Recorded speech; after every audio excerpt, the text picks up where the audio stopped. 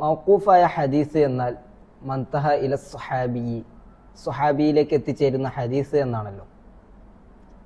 അതുതന്നെ സുഹാബിയുടെ ഖൗലായിട്ട് വരാം, ഫിഅലായിട്ട് വരാം, തഖ്രീറായിട്ട് വരാം, അഥവാ മൗനാനുവാദം.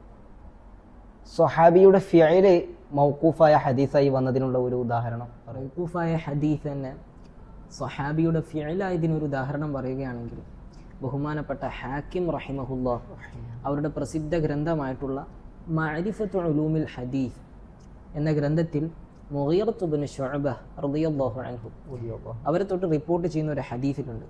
അവർ പറയുന്നുണ്ട്, കാന അസ്ഹാബു റസൂലില്ലാഹി സ്വല്ലല്ലാഹു അലൈഹി വസല്ലം യഖറഊന ബാബഹു ബില്ലദാഫീർ. റസൂലുള്ളാഹിന്റെ അനുചരർ അവിടുത്തെ വാതിൽ നഖങ്ങൾ കൊണ്ടായിരുന്നു മുട്ടിയിരുന്നത്. ഈ ഹദീസ് സഹാബത്തിന് റസൂലുള്ളാഹിനോടുള്ള അങ്ങേയറ്റത്തെ മര്യാദയെയും നമുക്ക് കാണിച്ചു തരുന്നുണ്ട്. ഈ ഒരു ഹദീസ് തന്നെ ഇമാം ബുഖാരി റളിയല്ലാഹു അൻഹു തൻ്റെ ഗ്രന്ഥമായിട്ടുള്ള അൽ അദബുൽ മുഫ്രദ് എന്ന കിതാബിൽ ബഹുമാനപ്പെട്ട അനസ് ഇബ്നു മാലിക് റളിയല്ലാഹു അൻഹുവിനെ ഉദ്ധരിച്ചുകൊണ്ട് പറയുന്നുണ്ട്, ഇന്ന അബ്വാബൻ നബി സ്വല്ലല്ലാഹു അലൈഹി വസല്ലം കാനത്ത് തുഖറഉ ബിൽ അദാഫീർ. നബി സ്വല്ലല്ലാഹു അലൈഹി വസല്ലം തങ്ങളുടെ വാതിലുകൾ മുട്ടപ്പെട്ടിരുന്നത് നഖങ്ങൾ കൊണ്ടായിരുന്നു. ഇഖ്തലഫൽ ഉലമാഉ ഫി ഹാദൽ ഹദീസ് ഹൽ ഹുവ യുൽഹഖു ബിൽ മർഫൂഅ ഔ ബിൽ മൗഖൂഫ്.